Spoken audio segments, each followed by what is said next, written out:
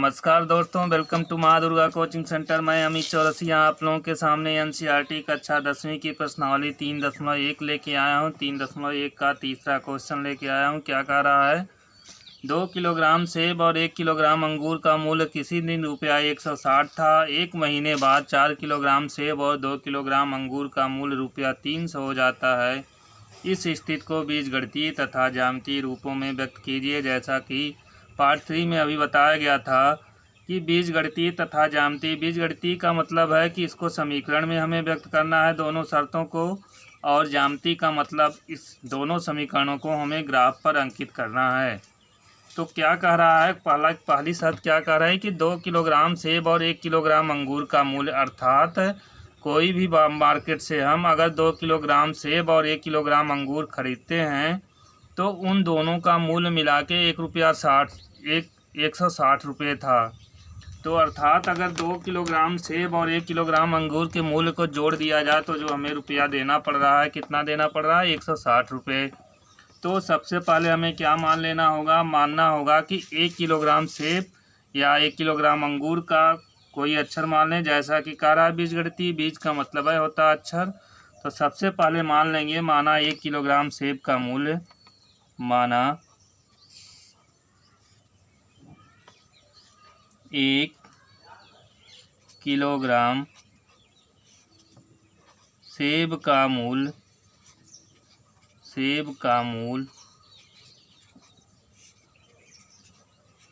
रुपया x तथा 1 kilogram अंगूर का मूल्य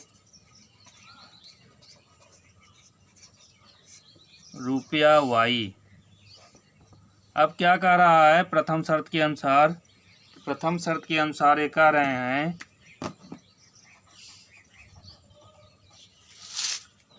प्रथम शर्त क्या कह रही है कि 2 किलोग्राम सेब और 1 किलोग्राम अंगूर का मूल्य, अर्थात 1 किलोग्राम का मूल्य अगर x है तो 2 किलोग्राम का मूल्य कितना हो जाएगा, 2x। 1 किलोग्राम अंगूर का मूल्य y है तो और 1 किलोग्राम का ही रहा है तो यहाँ हो गया y, दोनों को मिला के कितना हो गया हमारा 160। यह हो गया हमारा समीकरण नंबर 1। अब द्वितीय शर्त क्या कह रही है, द्वितीय शर्त हमारी कह रही है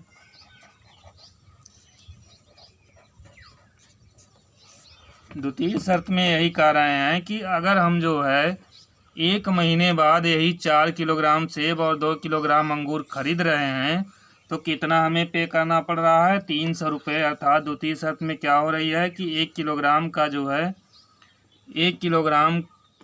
4 किलोग्राम का जो मूल्य हमारा है और 2 किलोग्राम का मूल्य, 4 किलोग्राम सेब और 2 किलोग्राम अंगूर का मूल्य मिला के 300 रुपये हमें पे करना हो रहा है।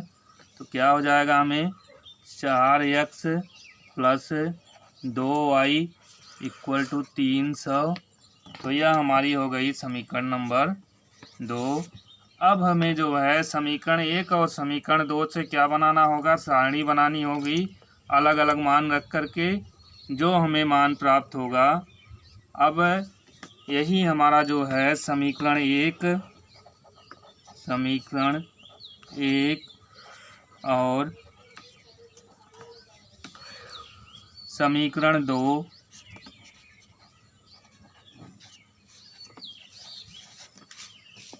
समीकरण 1 और समीकरण 2 दी गई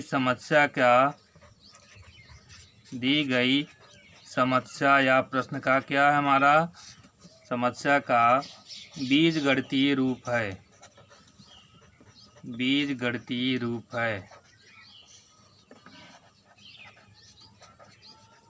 अब क्या करना होगा, हमें समीकरण 1 और समीकरण 2 से हमें टेबल बनाना होगा।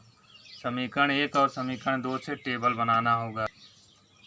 समीकरण 1 क्या था हमारा, 2x प्लस वाई बराबर 160 से जो है समीकरण 1 से हम क्या करेंगे, इसको y के पद में या x के पद में व्यक्त करेंगे। तो सबसे पहले हमने क्या कर दिया, समीकरण 1 से y इक्वल टू हो गया हमारा 160 माइनस 2x। अब इसमें हमें क्या करना होगा, हमें अलग अलग मान रखने होंगे। तो सबसे पहले हम क्या करेंगे, एक टेबल बना लेंगे। या तो सबसे पहले यहाँ हम मान रख लेंगे। तो y का मान x पर निर्भर करेगा। हमारा y बराबर हो जाएगा 160 माइनस 2 इंटू, अगर 50 रख दिया जाए तो यहाँ हो गया x बराबर 50 रखने पर, x इक्वल टू 50 रखने पर 160 माइनस 50 दूना 100, तो y इक्वल टू हो गया हमारा 60। फिर 2-3 मान रखेंगे तो y बराबर हो जाएगा, तथा y बराबर 160 माइनस 2 इंटू 60 रख दिया जाए तो 2 इंटू 60 इक्वल टू हो गया 160 माइनस 120, अर्थात y इक्वल टू हो गया 40। 160 में से 120 गया तो हो गया 40। पुनः y बराबर 160 माइनस 70 रख दिया जाए, 2 इंटू 70 इक्वल टू हो जाएगा हमारा 160 माइनस 7 दूनी 14 140, अर्थात y इक्वल टू हो गया 20। अब यहाँ जो हमें मान रखा गया तो यहाँ हो गया x बराबर 60 रखने पर, और यहाँ मिल गया हमारा जो है x बराबर 70 रखने पर। अब क्या करेंगे, यही जो हमें मान है इसका हम एक टेबल बना लेंगे। टेबल बना ले रहे हैं यहाँ।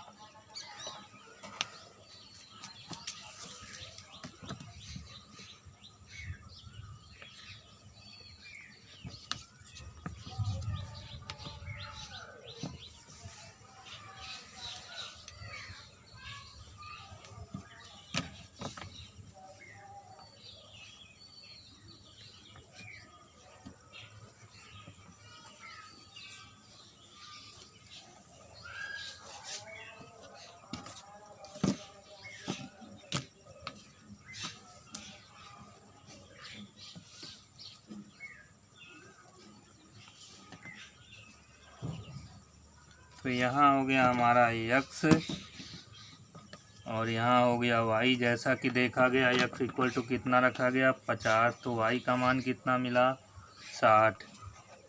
x इक्वल टू रखा गया 60 तो y का मान मिला 40। x इक्वल टू रखा गया 70 तो y का मान मिला हमें 20।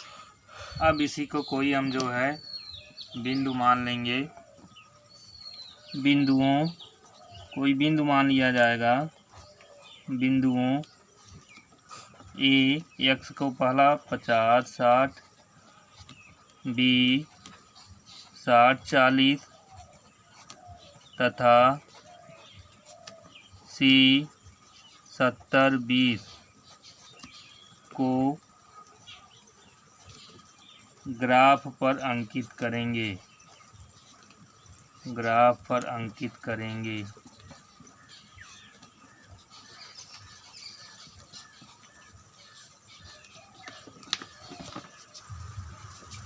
इसी प्रकार हम जो है समीकरण 1 की तरह समीकरण 2 को बदल सकते हैं। तो समीकरण 2 को देख रहे हैं। सबसे पहले हम क्या करेंगे, यह 4x + 2y = 300 दिया है, तो यह संख्या बड़ी हो रही, इसलिए हम यहाँ क्या करेंगे 2 कॉमन ले लेंगे। तो 2 दूनी 4, 2x + y = हो गया यहाँ 300, तो 2x + y = हो गया 300 डिवाइडेड बाई 2, 2 एकन्नम 2, 2 एकन्नम 2, 2 पाँचे 10, अर्थात 2x + y = हो गया 150। अब इसको हम या तो जो है y के पद में या x के पद में लिख लेंगे। तो यहाँ देख रहे हैं कि अगर x के पद में लिखेंगे तो ज़्यादा लंबा हो जाएगा, इसलिए क्या करेंगे y के पद में लिख लेंगे। 150 - 2x हो गया। अब बारी बारी से हम अपने हिसाब से कोई भी मान हम स्वतंत्र रख सकते हैं, लेकिन हमें यह ध्यान देना है कि ऐसा हमें मान रखना है ताकि वह ना तो भिन्नात्मक मिले ना तो दशमलव मिले। क्योंकि अगर हमें ग्राफ पर अंकित करना होगा तो एक भिन्न वाला मिलेगा और एक पूर्णांक मिलेगा, तो अंकित करने में समस्या होगी, इसलिए हमें जो भी संख्या रखनी है पूर्ण संख्या रखनी है। तो सबसे पहले हम क्या करेंगे, यहाँ y equal to 150 minus 2 into क्या रख दिया, 50 रख दिया। तो यहाँ हो गया 150 माइनस 100 अर्थात y इक्वल टू हो गया 50। तो यहाँ हमें x इक्वल टू 50 रखने पर, अब दूसरा हो गया हमारा जो है y equal to 150 minus 2 into 60 अर्थात 150 माइनस 120। तो y इक्वल टू हो गया 30, x इक्वल टू 60 रखने पर। अब पुनः जो है या y equal to 150 minus 2 into 70 x equal to 70 रखने पर। अब यहाँ हो जाएगा y इक्वल टू 150 माइनस 7 दूनी 14 140। तो y इक्वल टू मिल गया हमें 10।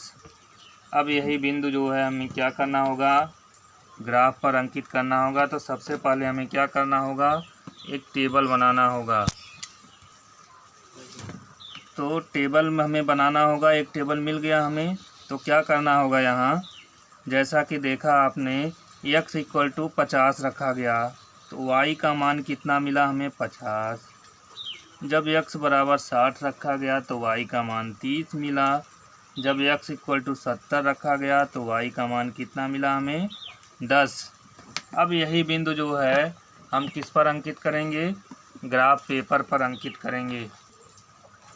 बिंदुओं ए बी सी लिया गया था, इसको डी मान लिया।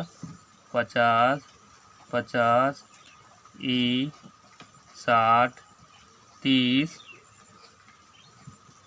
एफ 70 10 को ग्राफ पर अंकित करेंगे।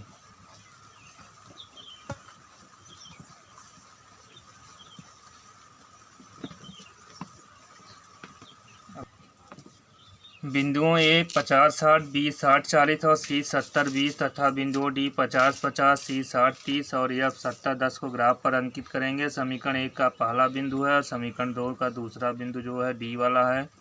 अब यही जो हम ग्राफ पर अंकित करेंगे, यही जो है समस्या का हमारा ज्यामितीय निरूपण हो जाएगा।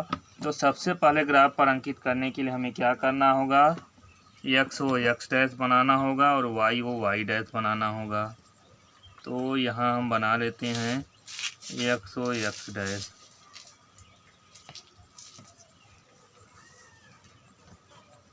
और वाई ओ वाई डैश। तो जैसा कि देख रहे हैं आपका सब जो है मान प्लस में है, तो प्लस के ही तरफ हम ज़्यादा बना लेते हैं।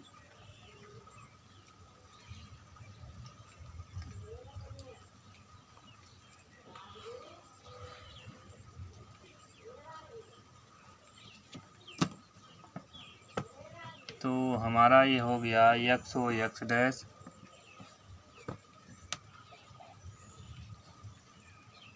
And Y O Y dash, X O X dash and Y O Y dash.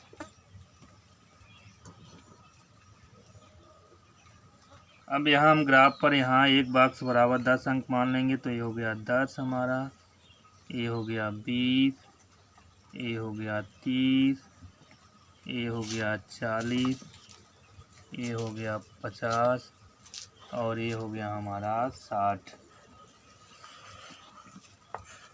और यहाँ हो गया हमारा 10 20 30 40 50 60 70 80 जहाँ तक हो सके लिख सकते हैं हम। और ये हो गया हमारा 90। तो सबसे पहला हमारा बिंदु क्या है, देख रहे हैं यहाँ सबसे पहला जो दिया है ये 50 और 60, अर्थात पहले बिंदु को हम भुज कहते हैं, दूसरे को कोटि कहते हैं।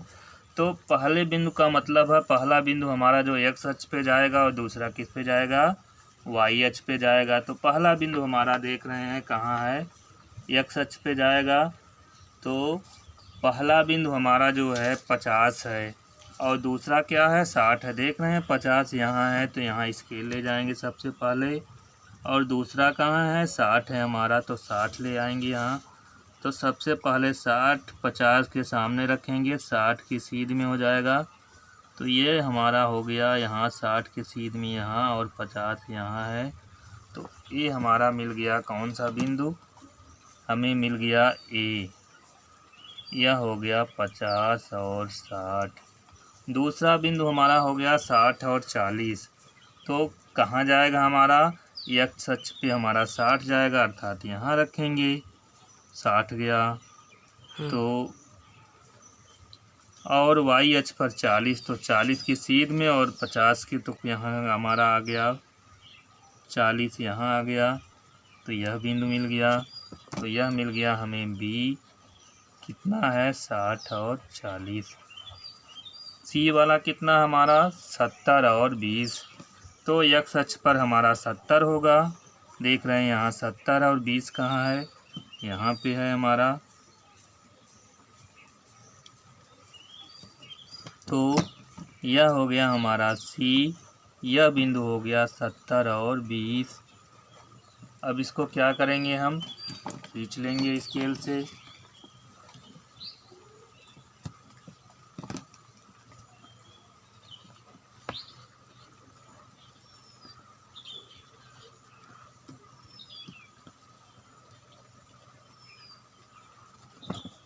अब दूसरे बिंदु को अंकित करेंगे हम। दूसरा बिंदु क्या हमारा है, डी क्या कर रहा है कि x अक्ष पर जो है 50 और y अक्ष पर भी क्या है हमारा 50 है। तो x अक्ष पर 50 ये हो गया हमारा, और y अक्ष पर भी 50 है। तो 50 50 कहाँ है हमारा, यहाँ है, देख रहे हैं, यह बिंदु हो गया हमारा। तो यहाँ मिल गया। तो इसको हम मान लेंगे क्या हो गया, यह डी जो है हमारा हो गया 50 और 50। अब क्या है हमारा ई क्या कर रहा है 60 और 30, अर्थात x अक्ष पर हमारा 60 है और y अक्ष पर कितना है 30। देख रहे हैं 30 कहाँ है, 60 की सीध में यहाँ हमें मिलेगा। तो 60 और 30 कहाँ मिल रहा है, यहाँ पे मिल रहा है। तो ये कौन सा बिंदु हमारा हो गया, यह ई है। ई क्या हो गया हमारा 60 और 30। एफ क्या है हमारा, एफ जो है हमारा है 70 और 10, अर्थात x अक्ष पर 70 होगा और y अक्ष पर कितना होगा 10 होगा। तो x अक्ष पर यहाँ 70 है और y अक्ष पर 10 कितना है, पहले बॉक्स में है। तो यह मिल गया हमें कितना, एफ हो गया हमारा 70 और 10। अब क्या करेंगे, इन तीनों बिंदुओं को हम मिला देंगे, या दूसरे समीकरण का जो है हो गया हमारा ग्राफीय निरूपण।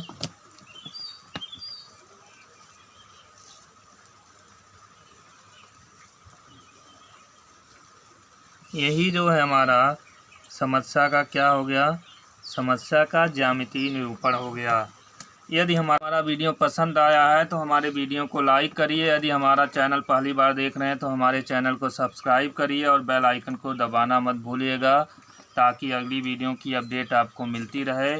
यदि कोई समस्या है हो रही है तो हमारे जो है कमेंट बॉक्स में कमेंट करिए क्वेश्चन में। और तब तक के लिए जय हिंद।